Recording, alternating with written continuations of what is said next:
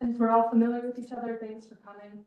I'm Kaleena Miller. I work for MSU Extension. I cover Madison and Jefferson counties in the realm of agriculture, natural resources, horticulture, and other topics too as they come up. To add some context to this presentation in terms of why am I talking about soil health? A little bit more about who I am. Well, most of you know already. I started my position 4 years ago.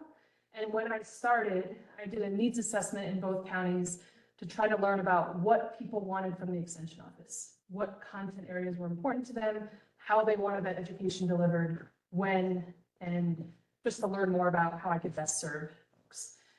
Almost 300 people completed that survey from both counties. And the top 5 topics that came up as we want to learn about these things, soil health was one of those top 5.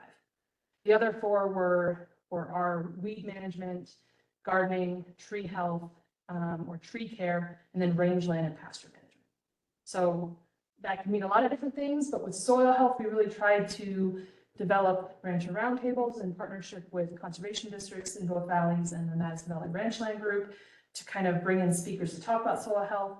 This past February, we had a crop school in Three Forks, partnering with 2 other extension offices, and spent most of that day talking about soil health, various aspects. Over the last couple of years, more producers are asking for soil health testing and want to know what that means and how they can improve it on their land. So I want to just point out one conference in particular, the Soil Health Symposium that was this past February in Billings. Learned a lot, and there were 500 people at that. So this language, this topic, more people are asking questions about it, mean different things to different people. So my intent today is to kind of introduce the topic, go over a couple of different metrics, and then this be like a starting point. Or if we've already started talking about it, this is just planting a couple seeds so we can follow up individually or as a group to learn more about the topic. It's going to be different for different landowners. I only have one more bad meme in here. It's this one. So I want to know a little bit about why you guys are interested in soil health and who you are in the context of this topic, and that'll help me focus more or less time on certain areas. So with those clickers in front of you, I just have 4 quick questions, and we'll start with an easy one. And you just click A, B, C, or D, and we'll just start with what your favorite season is. Put winter first, because I don't think it's over yet. It's been a long one. And just to see if the clickers are working, if you change your mind with a particular answer, it'll register the last one that you clicked. So we've got 4 responses so far. Do you want to play along? You don't have to. You got it? Okay, it did. 2, 4, 6. We've got everyone. So you should see it flash green, which I think they're all working. So, got a lot of people who like fall, me as well. And no one wants longer winter, or that's your favorite season, and a couple spring and summer folks. So that's coming up. All right. Now the real question. So I want to know who you are, and if you are multiple things, just pick the one that you are looking at that lens through this context of soil health. So I realize you can both be a land manager and a farmer rancher, but just pick the one that's at the top through which you're thinking about soil health. Got 4 responses, 5, and 6. Okay, so we have a mixed group.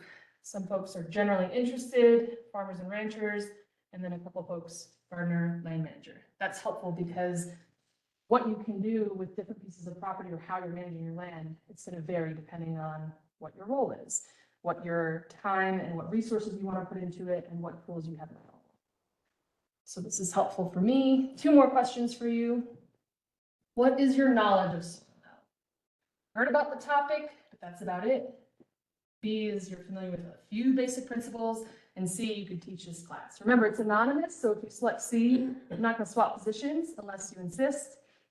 Following you though. All right. Okay, no one says that they're an expert, but we've got most of the folks that have been learning about this. It's not a new concept. and then one that it's new. So this is helpful for me because I'll spend a little bit less time in terms of talking about what is soil health, why do we care about it, and I'll kind of move right into what are some metrics to measure it, what are tools, how do we monitor, how do we test for it, and spend more time on that. Last question. Why are you most interested in soil health? This is not an exhaustive list. This is just a couple examples. And you have to pick just one as your top priority. And if you have multiple priorities or you have something on here that you have an idea and it's not on here, then just pick other. But I want to know your reasoning because this helps in terms of what tools are available or what your lens is. So why do you like soil health? Or why are you interested? I've got 5 responses. Okay. So C is the winner, increasing the water holding capacity on my land. That's helpful in terms of drought conditions, in terms of water use into the future in our area. And that can apply to a lot of the tools that we're going to talk about in terms of how to hold more water. And not to discount wanting to see higher crop yields, reducing fertilizer input, and if the person who selected other who care to identify themselves, tell me, what is your other? It encapsulates all that. So basically, it's all the above. Is what other. Perfect. And then it's one. Okay. Do you want to share any others that aren't listed on here? Just fascinated by the soil microbiome. Yeah. It's a whole other world, and one that's hard to kind of see and it's just very involved, and a big part of what we can't see is affecting, you know, what our results are above. Thank you. Okay, we're done with the clickers. In general, we're going to talk about what soil health is, why it's important, some activities that build soil health, how to monitor it, and then end with soil testing and how to interpret some of those results. I'm going to refer to a couple publications I brought. Some of them I have multiple copies. If there's multiple copies, or even if it's the last one, take what you see. But if we run out, they're all online, they're all free. Just kind of take a picture or let me know which one and I'll email it to you. So there's a lot of reference to going down these rabbit holes or more in depth in some of these topics in publications. And then there are 3 monitoring tests that we can do that I'll kind of show you and do little hands-on activities too. Does that sound good for how we're going to cover this topic? So just starting really broadly with soil health. So within soil, there's 3 different types of properties. There are physical properties, chemical properties, and biological. And they interact with each other. So changing some of them can affect others. It's very complex and integrated, and just in the terms or the context of agriculture, we're talking about the ability of the soil to sustain that productivity in an ag context and protect environmental resources. So I think sustain is an important word when we're talking about soil health and how it might differ from other ways to kind of care for our land, that it's a longer term plan. It's adapting and observing, and we're not going to see changes in 6 months or 1 year or maybe 2 years, depending on a lot of different variables. But it's a longer term plan, and not just longer term and, well, that's too bad, but we're building resiliency. We're building a tool set to be able to be more resilient and protect ourselves from events that aren't out of our control, drought or big climate events. Just to drive it home a little bit more, since I think language is really important, people will talk about conventional agriculture, talk about organic agriculture. What does that mean? Those aren't terms that are falling in to how we're talking about soil health or regenerative and sustainable agriculture. This is not a definition and a battle between these two. We're talking about something different. We're talking about restoring natural cycles. We're talking about, again, adaptive practices where we're observing and adapting our management style based on the tools we have available and some of our needs and values. And it's really a shift in mindset of how we're thinking about taking care of the land and what our production goals are. It's less of a short-term equation. and get X yield. This is a different way to look at your program. Does that make sense? Does that resonate with folks? I think there are some in the room that maybe will shift to expert on this topic, just because you're soaking it in and we've been talking about this for a little bit. So in my opinion, of all slides, this is probably the most important one for me. So with all the information we're gonna run through tonight, this is the slide that helps me kind of think, what are we actually talking about here? And these 5 categories, these principles of soil health, provide a menu. So it doesn't mean that if you do, you have to do all 5 in order to have better soil health. It means there are 5 different types of principles of thinking about your land in different ways, and some may be appropriate to what your land use is, or what your goals are, and some not. But within them, when we're talking about soil disturbance, mainly we're talking about tillage and like disturbance to the soil.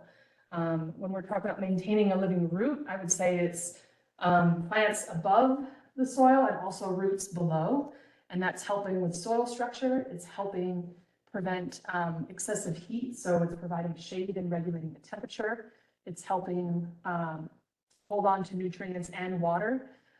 Some of those roots are providing nitrogen and phosphorus through those systems, and some of those roots are helping pull up and access nutrients that are further below the soil. Keeping the soil covered.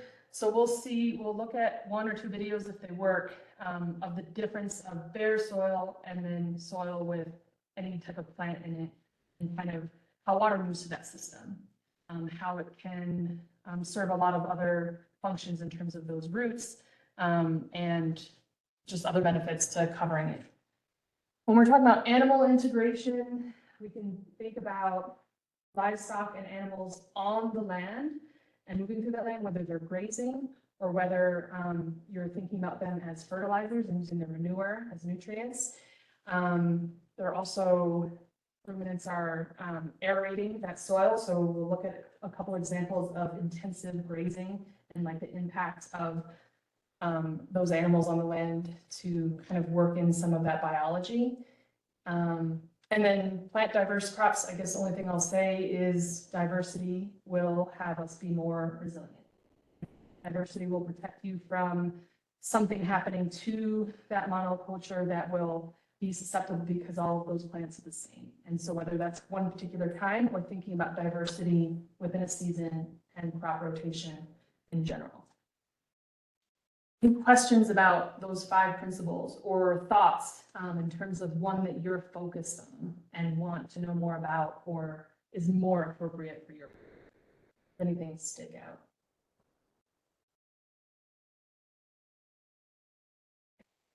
I'm gonna just call Jim out real quick.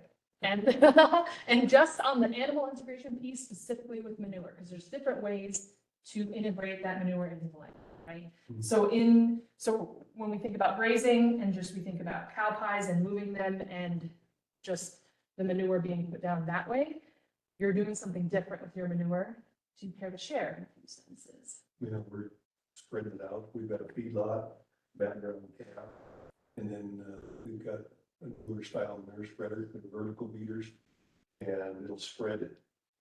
I think Mark has the GPS that depending on the consistency, if it's real dry, if the spread is far, probably set it at 20-foot centers, probably 23-foot centers, but it spreads in uniform, kind of like a fertilizer spreader with the fans in the back.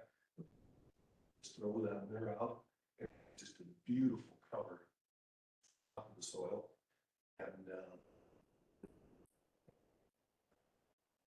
we found that even spread it on top, the growth on the alfalfa, and a lot of times almost different acre with different acre. It's not even that a certain one, but they'll say you have to wait a year before you really see the benefit.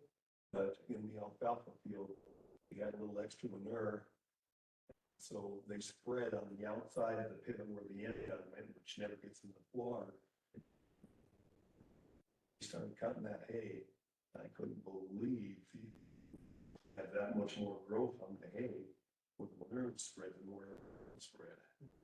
And so, but manure on the surface also does help, hold the moisture in the soil and helps to, keep the sun from baking the ground as much too. And we haven't been putting it, we had cows and calves, we run the cattle out on the fields, the cows, and took all the aftermath and residue off, but now we're not thinking about that. Few deer out there, but not so sure that those alfalfa leaves falling off and going on that ground doesn't really help bugs and stuff, the.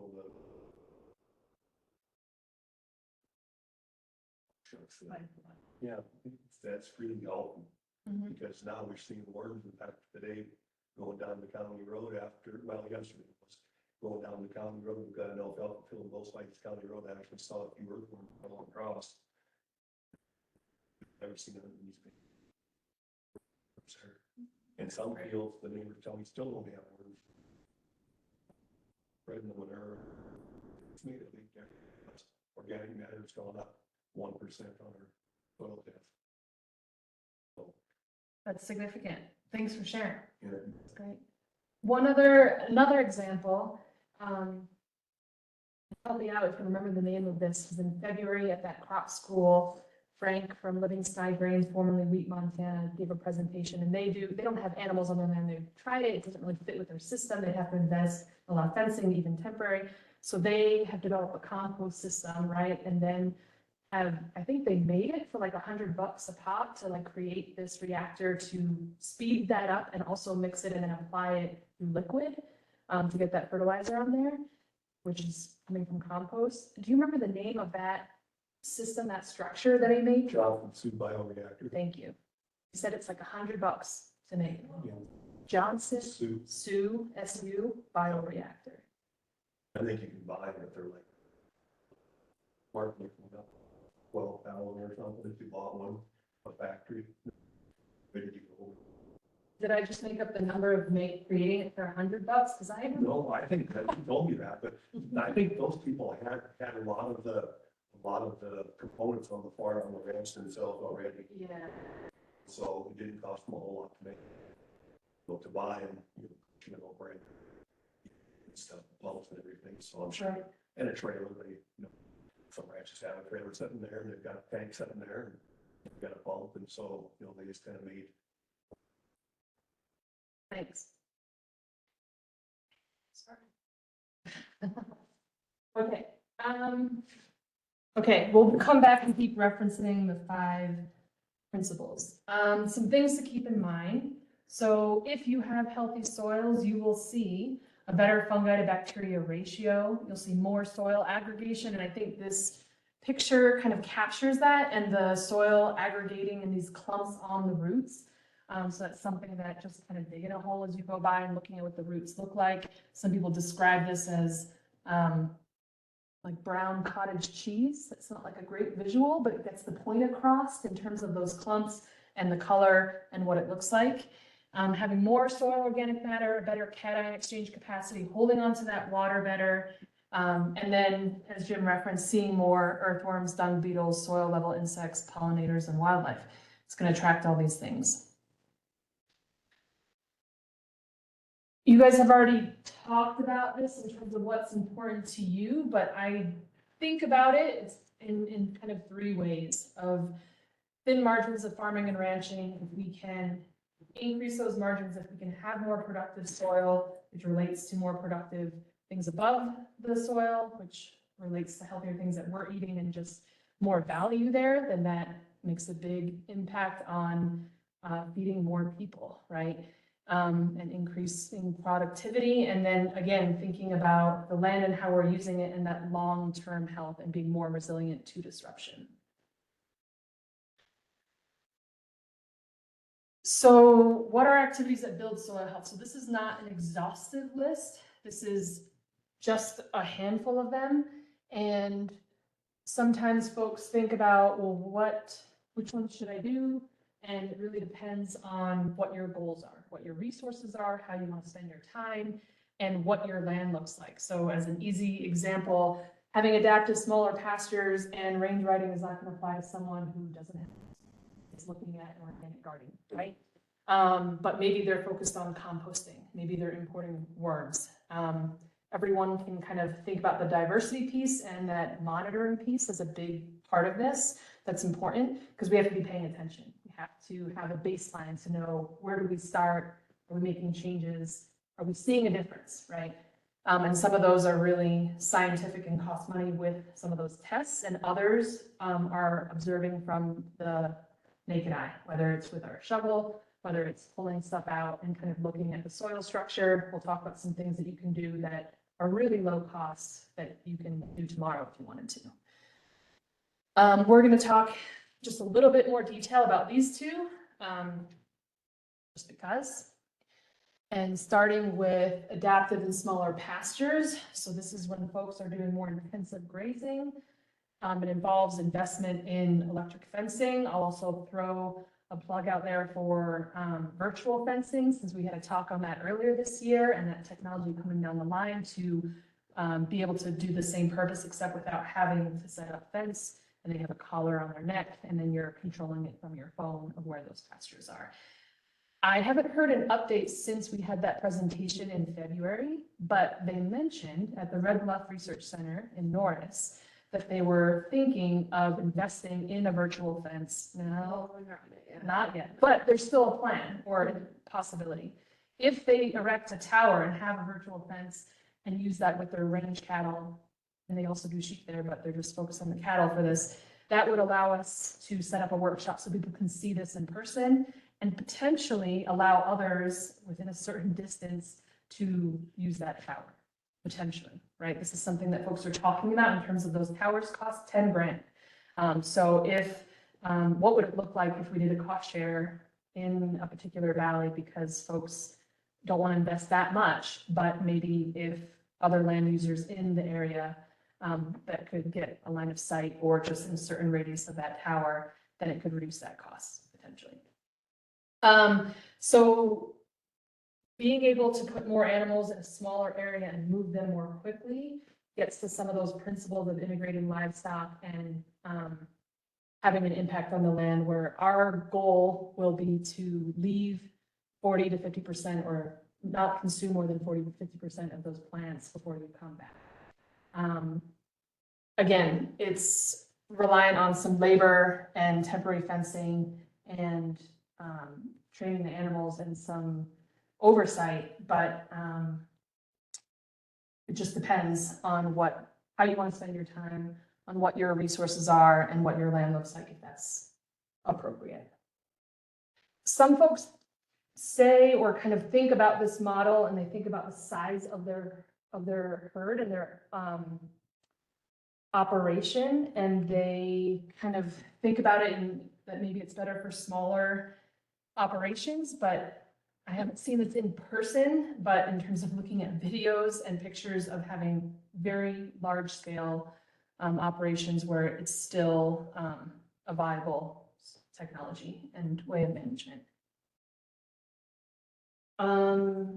Does anyone do this or know of folks in the area that are doing this? As far as the small paddle. Yeah. My former life, I did, yeah. And we're starting to go down the path of events. You were talking about the virtual fence. Yeah. And one of the, I guess, setbacks, or one of the limiting factors is that events is representative that we're talking to. If your paddocks or grazing areas are smaller than 100 acres in size, then those, and it also depends on your stocking density. Yep. But then those callers are talking to that fence so much, so you're just going to go up your batteries really fast. So that's one of the things that we're looking at. We're going to have to do a hybrid of, building bigger paddocks with the virtual fence and still having to do that. So you said 100 acres, is that minimum? Otherwise you're just gonna run the batteries. Huh, I haven't heard that number before, but that's interesting. Because we're looking at the same stuff. I've also heard two different things on how precise is that line. Is there a buffer zone, or is it a little bit more specific? Because if folks are trying to get really detailed for grazing some pretty tight lanes, or moving them through areas, I've heard two different things in terms of it's, 12 feet buffer zone, or maybe it's one, I don't know if that you've come across that. Yeah, we've worked with some folks, some neighbors of ours, and actually they're putting the first colored in bison. This is I've heard of this, yeah. the TNC in southern Colorado. Nature Conservancy. Mhm. That's why they're getting back in ranching, which is good. Okay. Mhm. Good to see that, but, yeah, so, it was so new for the operation that we're looking at and talking to them that it seemed like if, other than those smaller paddock sizes and everything else is almost limitless. And they're starting to work with it just as far as, basically moving the cattle. Mhm. Just, open up one side and then the back side, just slowly working them so they get into the. It's pretty cool. And the biggest thing that he was talking about, especially with some of those rank bowls, like they'd have that collar on those rank bowls, and then they'd know that they're hung up in the wheel somewhere or whatever else, and so that saved them, $5,000-6,000 last year. Just that. Just Right. Nice. Eric, did you say that you were already doing this or familiar with it? I do it, doing more of it this year. I'm trying to just go to smaller and smaller paddocks, but, just with the work. 5 to 7 day rotation is kind of what I'm going for. Mhm. But like the Hamilton Ranch, they're doing hundreds and they're moving them every day. Working with Jamie Wood and kind of talking with him a bit, because they're moving theirs every day and they do hundreds. Have they been doing that for several years? At least a couple now, maybe a couple, but it's just nice that, they have somebody that can be there and they move on there. The Snowcrest has been doing it for at least 3, Nice. so. Of these ones that have been doing it for a while, does anything stick out in terms of big changes? And not even like, okay, 1 to 3 years. Is there anything that you've picked up on that you're tweaking or learned or have heard through those operations of these are the challenges or what we've changed? You talked about 5 to 7 days, that's kind of a sweet spot for you. My target though, especially last year, was leaving that 40–50% of the forage there, and that was huge. It's really hard to do that with spring grazing. So it's almost like you kind of gotta have a sacrifice to be like, all right, this is my spring grazing this year, and it's just gonna have to get eaten down just because they're facing green grass. But as it starts to grow and the other paddocks catch up and they have time to rest, it's incredible when you do leave that 40%. It's and the forage samples I was very impressed with the forage samples that we did. Great results, and that was just 1 year. Nice. Thanks for sharing. Okay. Second example, thinking about planting more perennials and deep-rooted plants. They tend to need less water. With those deep roots, they're accessing more nutrients that other plants that are really shallow rooted don't have the opportunity to do.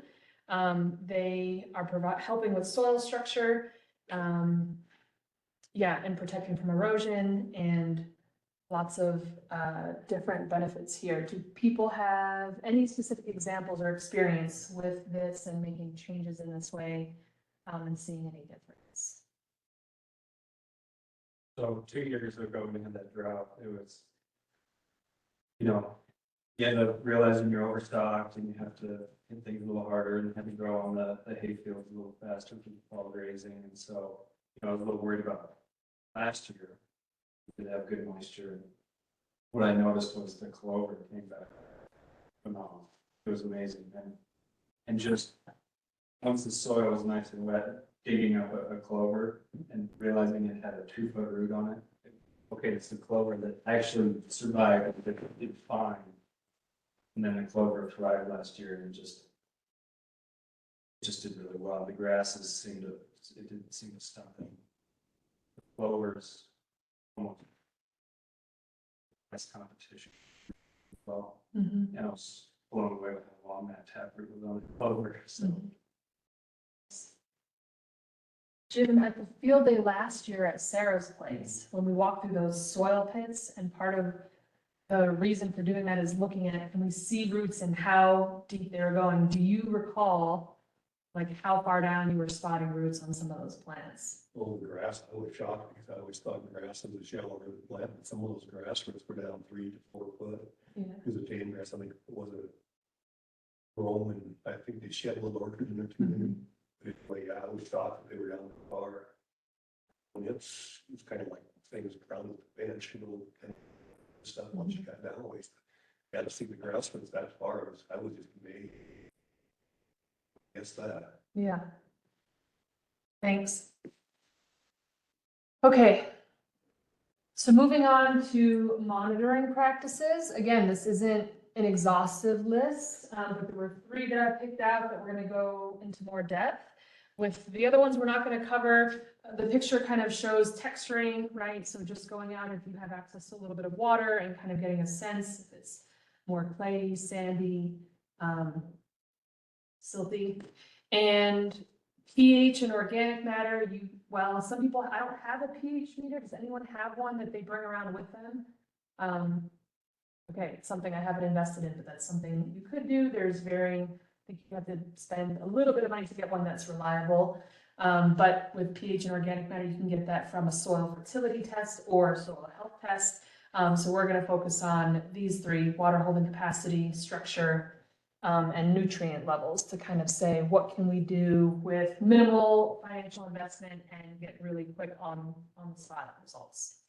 So first we're going to talk about water holding capacity, and I don't have a way to demo this here, but I'll show you a video of an infiltration test. We'll talk about soil structure through the slate test, which I brought all the materials in to just kind of demonstrate what you need to be able to do that. And then we're going to talk about nutrient levels with bricks testing through a refractometer, and have you guys pass it around, and this will be the more hands-on portion.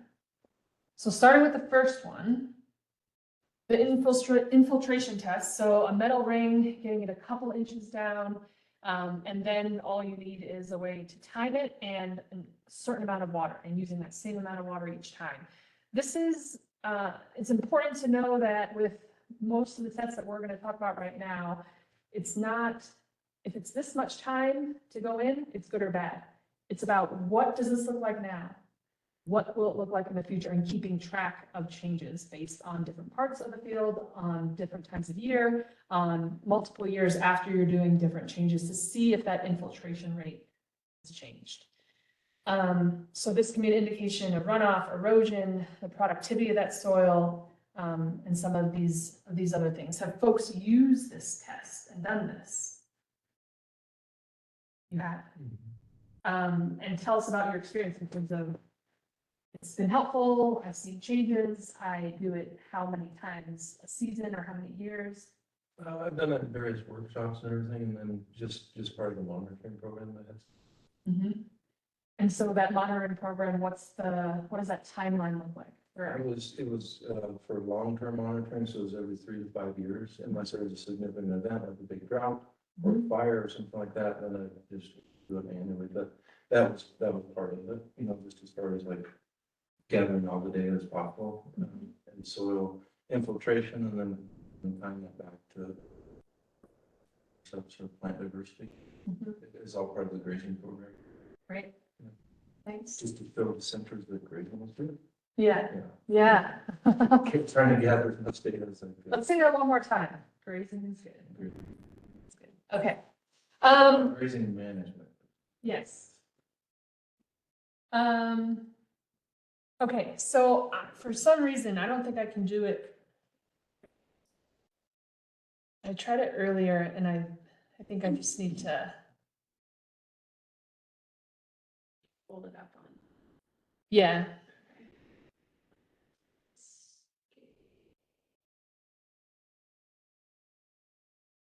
So this is a little different, but this is it. Let's try this one. At Petco, get same day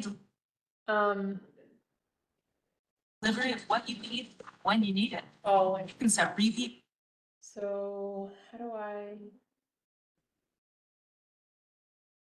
You may have to change which window you're sharing in the presentation.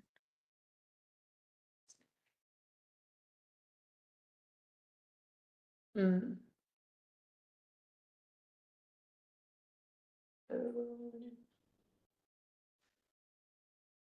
Web browser.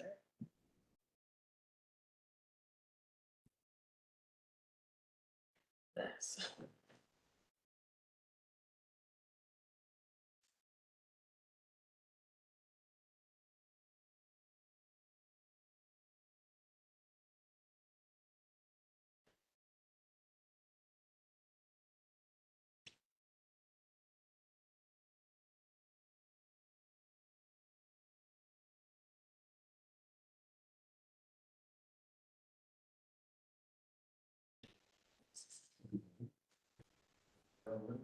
Small bit.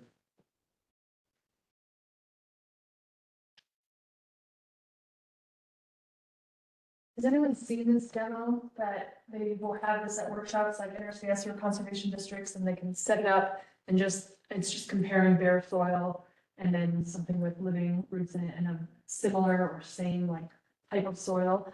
And then it's just showing what happens when you pour water on top, how quickly is the rate of infiltration, and also the quality of that water that's coming out. Is it taking some of that soil with it, or is it coming out clear? That's what we're getting at here. And if we can't do it, then I can just summarize it, and send you a link. But it's a helpful visual, because it's not always easy when we're out there and saying, well, what is the actual implication if we get a big rain event right now to having, covered soil. There we go. All right. That's perfect. Get that.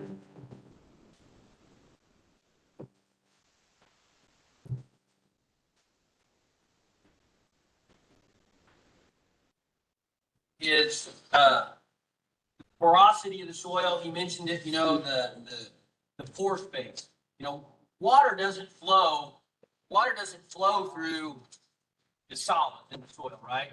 Water flows through the open spaces in the soil, the pore space. So what creates those pore spaces is aggregates. The soil is not, it's not powder, right? It's aggregates, it's pieces. So what holds those pieces together like that? Well, there's a substance in the soil, you've probably heard of it, called glomalin. It's actually a substance that's created by a particular type of fungi. And the fungi gives off, as it grows in the soil, it gives off a secretion that actually acts as a glue. It's just like adhesive in the soil that holds the particles together. You can see it on the fungi, you can see it on roots. There's a lot of different things in the soil that do that, but the glomalin is the primary one. This is a highly technical maneuver here. This one's no-till. This one is long-term no-till with cover crop on it for the last several years. Okay? So as the water rushes in to the soil, if there's glue in it, it's going to hold the particles together. If there's no glue in it, it's going to collapse. And if those soil particles are collapsing and settling down, what's going to happen to the ability of the water to infiltrate? It's going to be reduced, right? I'll probably get Definitely an outdoor demonstration. over here. This has been the one that's surprised a lot of people, because we thought, well, it's grass. That's going to be better than crop anyway, right? But look at that. Look at the runoff we're getting over there.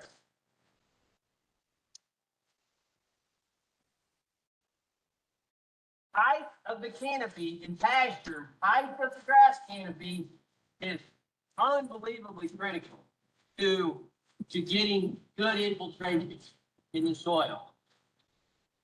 Height of the canopy, maintaining a taller canopy, maintaining more material on the surface of the soil.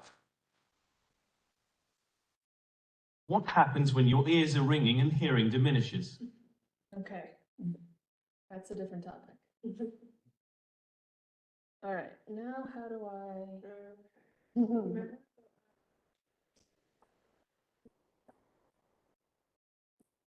You're sharing Google.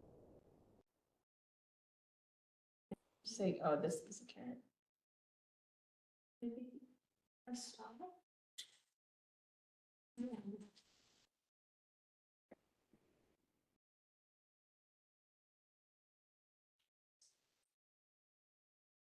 So the second part of that is what I was trying to get to in terms of covered, not covered, having residue, and at the end you talked about the height of that canopy and how that affects kind of the water moving through as being a factor. The first part of that is what we'll talk about next, which is the slate test.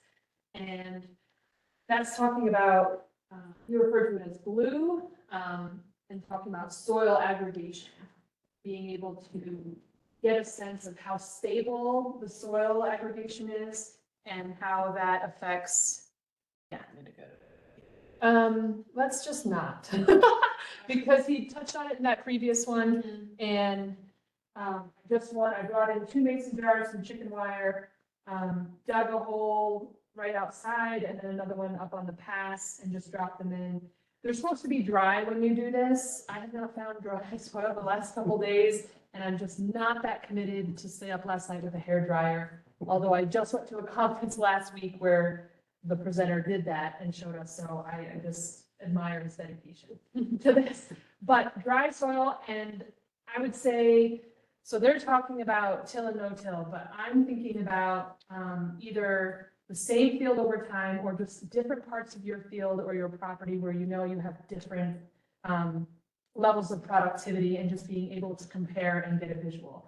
So I should have waited a little bit longer, and maybe I can do this at the end of just cleaning this out, taking those 2 types of soil and what it looks like right from the beginning, so you can just kind of see the rate and what it's holding on to. But you want it to be clearer. You want that soil to kind of hold its form, because then that means it's holding on to nutrients and structure and water, as opposed to just kind of disintegrating and then leaving.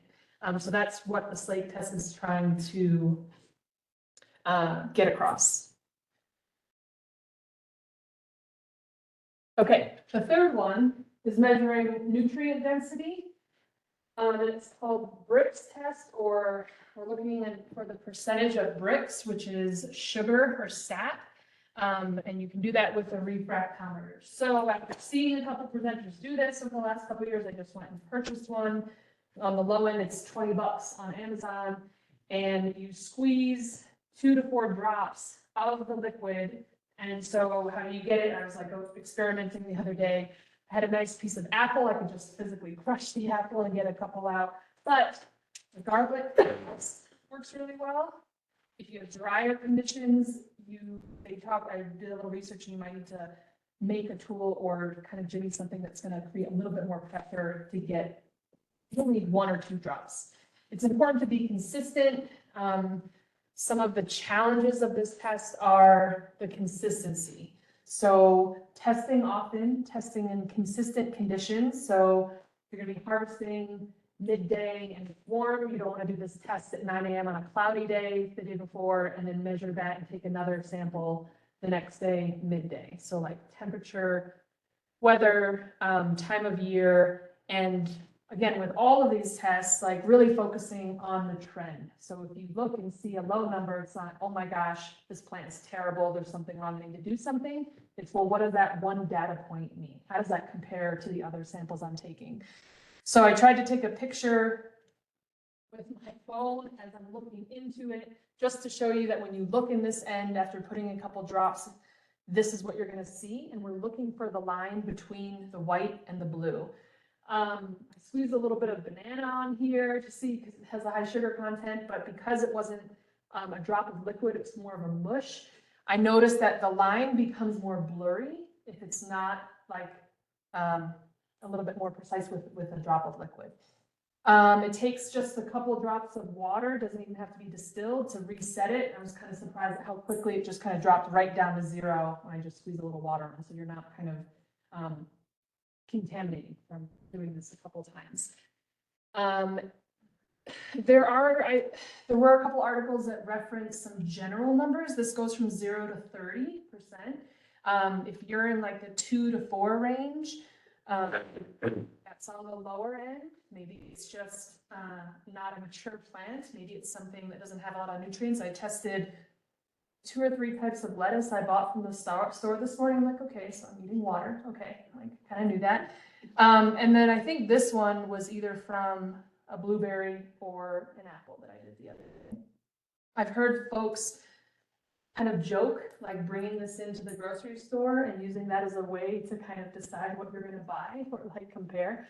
I'm not promoting that. I'm just saying that's kind of interesting to me, and don't send the store managers or produce folks to me if they're unhappy with that. But it's kind of an interesting concept. This test and using a refractometer to measure the sugar content has been practiced since the 70s or 80s in terms of like the wine industry and a couple other industries that have used this regularly. But more frequently, when we're talking about soil health, when we're talking about something that's really easy to just bring in the field and just look through this and get a sense of where that sugar content is and keeping track, it can help with kind of where that crop quality is, irrigation needs, fertility. So I'm going to pass this around as I continue. We can spend more time on it, but what I have is, I think this is still some apple juice, and let's just do this one. Later, we have a whole fruit bar. Okay, so we can get into that at the end. So I'm going to start, has anyone used this before? Yes. And how, what would you add to what I just said in terms of how you've used it, when you've used it, has it been?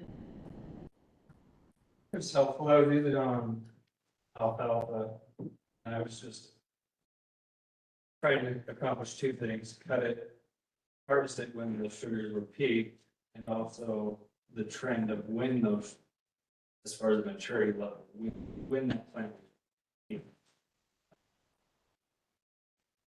Very hard to squeeze a couple drops out of alfalfa with a garlic. So, Yeah. But no, it was helpful. I did see an upward trend. It did help me decide. Awesome. I planted the perfect people in this room to just validate and sell all this nonsense free.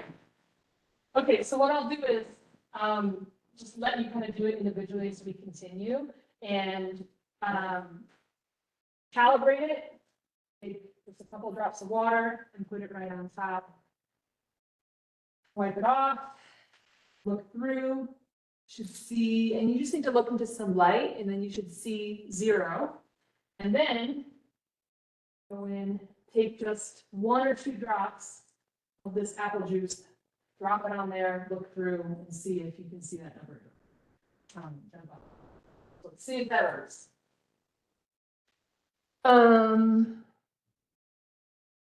Okay.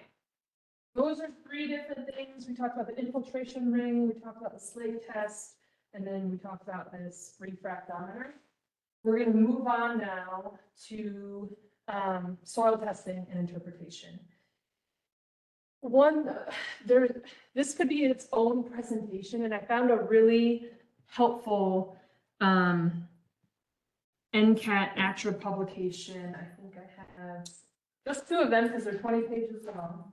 Well, no, I just brought 1 of them, but you can find this online. I'll just pass it out, and it's got 20 pages on different soil tests. Some of them fall within the ones that we've already talked about. Some are much more formal in terms of soil fertility, Haney testing, and what we're measuring for and some limitations and challenges of these tests. So I would recommend that. I just want to point out the difference between soil fertility and soil health. So we talked about the definition of soil health earlier, but when folks call me and say, I want a soil test for my garden, I want a soil test for this piece of property, I really need to know, do they want in the moment fertility data points that are going to say, this is what your soil has in this moment, and this is what the general recommendations are for them to grow this season?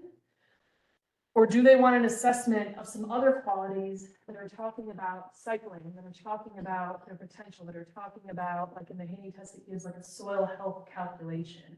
More comprehensive looking at not just fertility and, like I've said a number of times now, it'll crank out a soil health score. Does that mean, okay, this is terrible and now I need to work on it or I'm done here?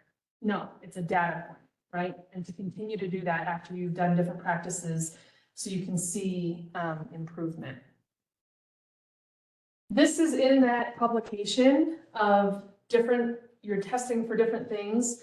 These are soil health tests on the right. We just talked about soil fertility, kind of looking at soil nutrients, giving you pH. It also will give you organic matter, cation exchange capacity, and then like a couple macronutrients, NPK, and some micros as well.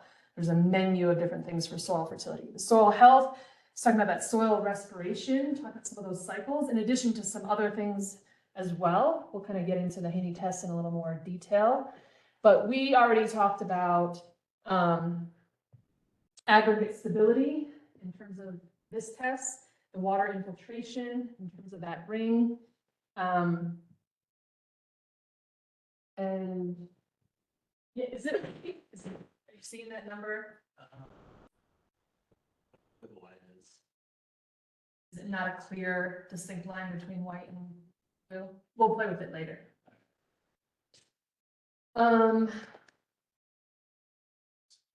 When I think about, when I get a call and they say, I want a soil test, first, it's really helpful to know where they are and to start with this NRCS web tool, the Web Soil Survey, where you can zoom in on a particular property. And I'm not going to do a live demonstration of this because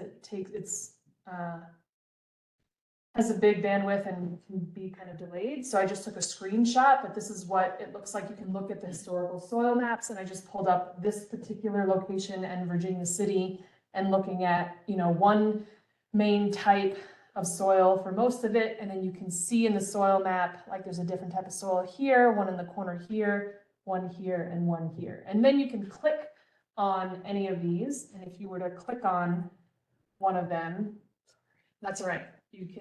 I'll show you what comes up. But how many of you have already interacted with this tool or this website? And do you use it in other ways aside from, because it can tell you lots of other things like AUMs for a particular. I like that, especially ecological sites and ecological site descriptions. Yeah. Especially when you go to the new area and gives you all plant lists and, everything. So it gives you a baseline to start with. There's a ton of information on there. But that helps me understand if I'm going to a particular field or several fields for someone who hasn't done any testing before, how many different soil types do they have, right? Do we need to be doing a couple different tests? And so if you click on one of them, it'll provide a in-depth list of what that soil, some of the characteristics of that particular soil type. So is it for geology? Yeah, okay. Tell me more about that. Like what does it tell you? It tells me pretty much what the rock type is there and if it's considered like upland. I'm going into soil now and upland and riparian stuff. I do it for Nice. So if you were to click on this one, this is what would pop up of just telling you kind of at different depths, what kind of profile, clay loam, gravelly clay loam, etc. Talking about the slope in those areas and how much precip. There's a long list of information that can help with, okay, well, from the menu of the soil tests, what are we actually looking for here? What's going to be most appropriate for this piece of property? So we talk about soil fertility and soil health. When we're just talking about soil fertility, this is one particular lab. I just put a screenshot of what the results will look like and just showing you what kind of information it's going to give you. Again, data point, that's what the plants have at this point in time, and then it'll come with some recommendations. There's another pub up here that's an interpretation of a soil test, and that's specifically soil fertility that we have that extension. We also have a pod for soil sampling strategies, right? So how are you going to collect a representative sample from that field? And I usually bring my probe with me and go down about 6 inches. There are other tests that want, deeper than 6 inches, and that's specific to kind of what you're looking for. And if it's really rocky or early in the season, I'll bring this to help me, and it's still helpful. You just have to be careful as you're digging it, like the top doesn't continue to go down to the bottom and you're just being consistent with that depth.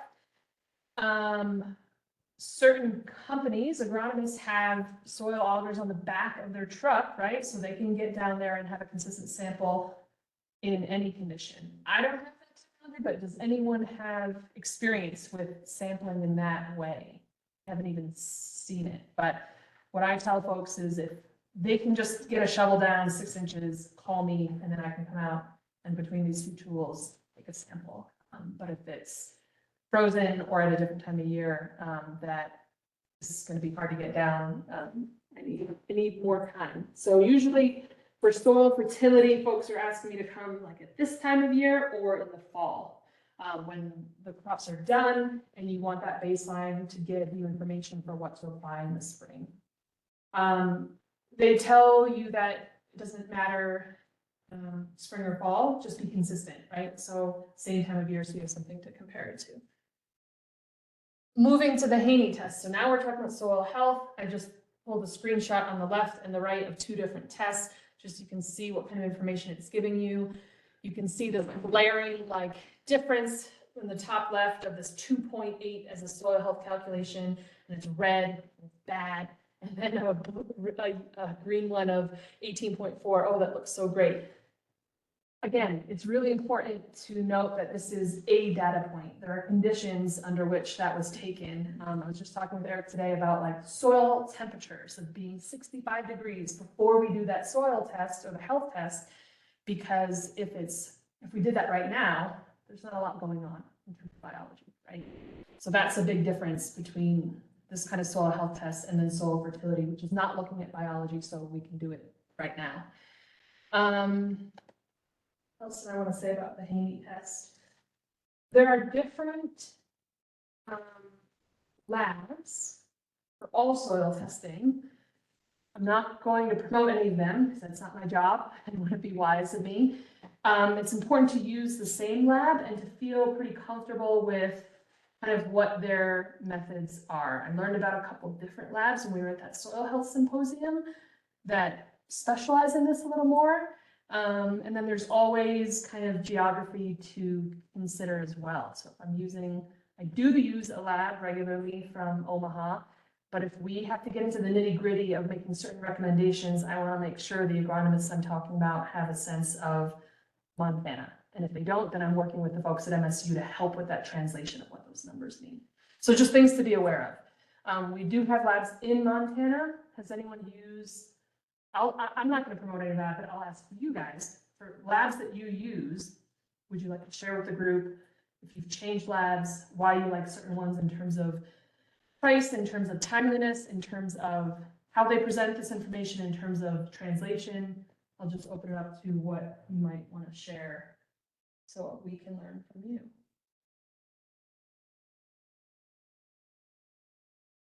We've used Stoughton House or Stoughton's in Idaho. It's fairly close, and and people that we've talked to said that they have a better feel for Western lands as opposed to something that's in Nebraska. And so they felt that with Stoughton House, I think it's Stoughton Foods. Okay. Stoughton. That's kind of what we sent ours to. Our samples.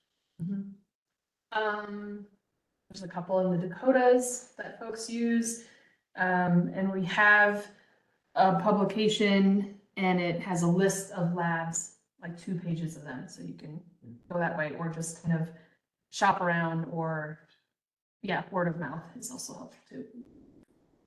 Okay. I got a question for you. That the previous slide, it showed phosphorus. Yeah. P1 and P2. Yeah, and then there's a third one that says Olsen bicarbonate phosphorus.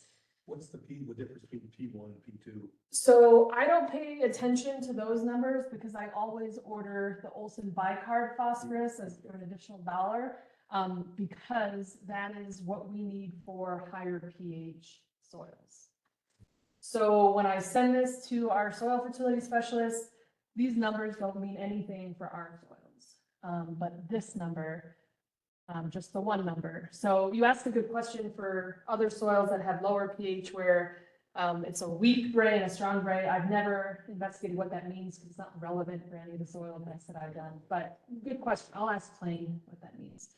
Because as folks in eastern Montana are seeing acidification of soil, this is relevant for them. So, but not for us right now. Other questions about soil testing? Advise, Advice. Yep. and then we got our port sample. Yeah. Ward is out of Nebraska, I think. Advice. Happy with them? Oh, works great, yeah, there was. The ag advice is Rocky Mountain. Telling us how much fertilizer. Yeah. Okay. It's easy to. This amount for this Chinese parade, right? It's like, well, you really want the person selling fertilizer doing these soil tests. And I'm like, I don't know, I don't want to do this on my own. Yeah. And like you said, probably fuse a it's Right. I'm not putting in a plug for extension because I'm already here and I know all you folks. But some of the calls I do get, whether it's about this or another topic, fertilizer seems to be a big one. I would also say like pesticide application and recommendations is a second topic where they're saying, you know what, I've asked my agronomist, I've asked this other person that I pay, but I want another opinion because you're not going to sell me anything. So that's my plug for extension is I do not make any money off of your choices. And I also am here in an education role and to link you with, you know, peer-reviewed kind of unbiased research and the folks that are trying to do research that's relevant for you guys and to ensure your success. That's all I have. Started with defining it, talked about the importance, talked about some activities that build it, went into a few details about how to monitor it, and then talked about testing. We can transition into playing with that refractometer a little bit more if you want, with some of the fruit back there to see if we can get that line to be sharp, or just open it up to just general Q&A and things that I didn't cover. Or if it's not a question, just kind of like, this is what I'm really focused on and want to think about and need help with or just my interest about soil health and things that we either haven't covered or maybe just touched on that I would love to know and we would love to know, like, where do we go from here? How do we bring in more experts? How do we do workshops on this topic to meet your needs in terms of this topic? So I'll just open it up for questions or just comments, kind of what you want moving forward. Unless I've answered all your questions. We've talked about field days, right? So I talked to both of you guys about field days. We had a meeting, I think it was last month or the month before, in terms of partner agencies and how do we continue this conversation. What do folks want to see in addition to just classroom style kind of talking at you, but kind of transitioning that to what are folks trying around the counties and how can we tour your places and highlight that and kind of make it accessible for folks who are hearing about this, who want to think about, well, how can this apply to what I'm doing? How do I learn how to do some of these tests? So I think that's something that we're gonna work on in the near future in terms of those rancher field days. But other needs, other questions? Yeah. I'm just kind of curious, are like native grasses better for soil health than like say like lawn grass? Like turf, you're talking about just like, So that's like a very simple question, like black and white. Is this one better than this one for soil health? Okay, like one could say, well, yeah, because they're adapted to that area, right? And if we're importing and bringing in different species, and turfgrass usually has a pretty shallow root system, right? I would also say that instead of asking that question that way, it's what else are you doing and what is your management style for that piece of property? There are other ways that you can try to improve soil health for turf. I did a very awkward and challenging presentation a couple of years ago on turf disease and soil health and the relationship between them. And I don't want to go into how embarrassing it was and why I did that. But it was really hard to make that connection. And one problem or challenge is that we aren't in a climate where we have a lot of turf disease. Okay, we get some fairy rings, we have snow mold, we have a couple of blights, but it's not an environment where that's really plaguing us in the summer. It becomes about fertilizer and also water management, irrigation. But to connect kind of these turf species that we tend to use and soil health, it's kind of a disconnect. It's not that you can't improve that soil health, but thinking about, I kind of went towards just mechanical means, because if folks want that a certain aesthetic and want that turf grass, and they don't like what those native grasses look like or how they feel, then let's talk about the height at which you're keeping that turf grass and how often you're mowing. Let's talk about aeration. Let's talk about different types of fertilizer and the timing of it. So I don't know if that answers your question, but yeah. It's helpful, thank you. Other questions and thoughts? A big question is about, I guess, about the soil testing itself. So my goal is to wean myself off of fertilizer chemicals. Last year, I started introducing the cover crops, but I didn't do any soil tests, like a baseline to test the plots. But I guess, should I be doing 2 soil tests? One soil test say, hey, this is what you need. A test to say, this is how it's doing. Is that kind of what that means? Kind of. Yes, and the Haney test, I just showed you like the second page of it, but I'll email you with like names scrubbed out the full report because it also provides the soil fertility as well. Oh. So like the Haney test is like $65, but it also captures soil fertility too. So I think you could knock it out with one, but it has to be the right temperature. Sure. Yeah, yeah. I guess the problem I'm facing is if I'm gonna be putting in this next cover crop in June, does it need to be fertilized? What does it need? And then is this endless cycle? I'm trying to weed myself off the fertilizer. Something I read earlier this week actually was like, take what your soil needs and every year reduce that by 25%. You can't just cut it all off at once because then, is that? I'm glad you brought, Or, yeah, I'm glad you brought that up because cold turkey leads to catastrophe. I haven't heard something as prescriptive as like 25%. I'm not saying that's wrong. The weaning resonates with me in terms of what folks have tried and what folks wish they did that went cold turkey and then had all of these issues come up the next year. So yes, and so I'm curious, like, well, why don't we just do a soil fertility test for $16 or $20 right now and get that data point now and then do the Haney test even though, and see that difference, but to get kind of numbers now and then see how it changes after that cover crop is planted.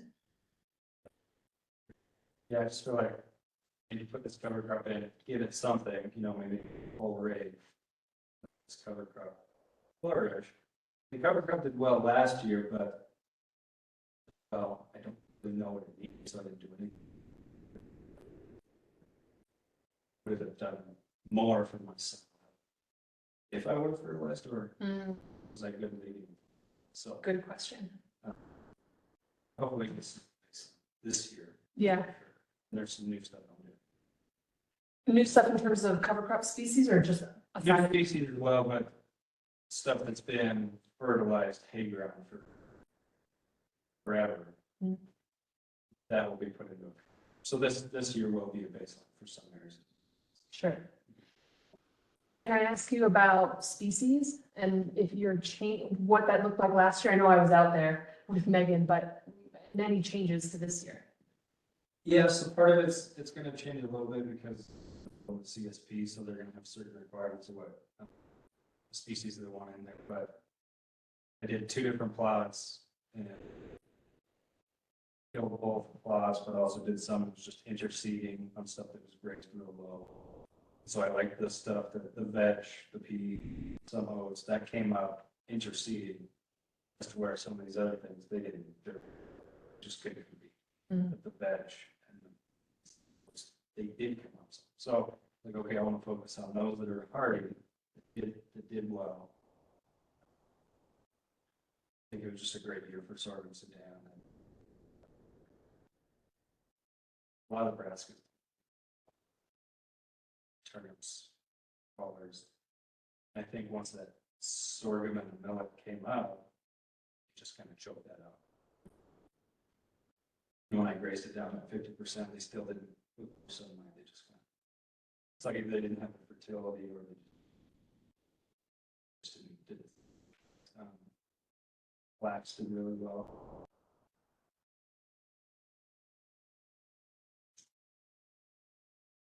Pretty kale. They were like, oh, mixed. So I almost gotta look at it, and see. Sure, yeah. But that's the stuff. Wow. I want to do more veg. Some more clover. Birds from tree. Mm-hmm. I want to try that. I didn't try that one. So just trying to get mixes. Yeah. Thanks for sharing. Can we take care of a little bit of paperwork as we end? Surveys, and I'm going to ask for your forgiveness, because in addition to this survey, I really need you to fill out one for me, because this is how I keep my job. Have that instructor evals. And by keep my job, I'm saying, you don't need to say I was good, you just need to fill one out and be honest. Because I'd rather have honest feedback than telling me that it was great, because I'll see you there. Who's your quote cost? Your quote. I can look that up. I seem to remember like $150, something like that. We were using our needs for digging post holes. Yeah. We got 4-inch auger. We put that and go out with kind of drawing down pressure, so we can go 6 to 12 and Yeah. hit a rock and just kind of pushing the rock off and stuff. But that works pretty decent. It's Nice.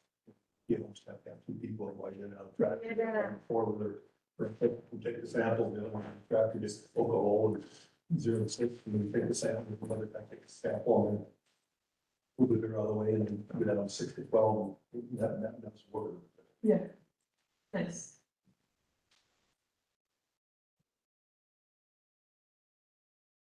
Kaleena, is there a mailing list, like email mailing list, where you have these different events and everything? Now, got your email.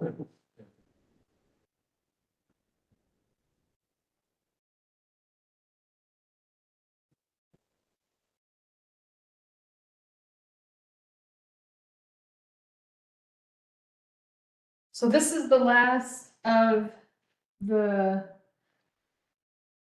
these events, right, for the conservation. I did bring a couple flyers for, it's in Manhattan, Rancher Roundtables that they have once a month, starting last month, continuing through June, in case you want to drive to Manhattan, but there's some relevant topics there. We're all on the same Canva account. I love that. I mean, I've gotten compliments from the speakers of how good that looks. How they like it. Awesome. Yeah. Good. Other events coming up, I'll just mention, in Whitehall, we have a xeriscaping, talk on Wednesday. We'll be in Ennis next Friday for a horticulture workshop, talking about low tunnels and season extension and beginner gardener stuff at the Ennis Library. And then we have a land stewardship workshop. So many of you folks at the one that we held here in Virginia City last October. So this is targeted at land managers, land stewardship, not smaller acreages, but it's not, you know, if you are also a producer, some of the topics might be relevant. So like we're covering 5 topics at this one. It's going to be in Clancy and Whitehall on May 9th, and it's invasive weeds, water, like you have water on your property, what are your responsibilities and opportunities, wildlife, soils, and pasture management, and talk about stocking density. And then the last thing I'll say is that on June 7th in Whitehall, we're gonna have a talk on feral swine and what to look out for and how that could impact us when and if it comes into Montana. So the carrot I'll dangle for that one is that we're gonna have an ice cream social and go there and get an ice cream on a summer weeknight and then listen to our wildlife specialist talk about feral swine. On top of that one, Yeah. our speaker series event is following on July 20th and covering grizzly bears. And that will be at Jackson's Garden and Carrot. We'll dangle a carrot in front of you. There's a compliment. That garden, that space is so cool. Jackson's Garden. And at that time of year, it'll be really neat. Mhm.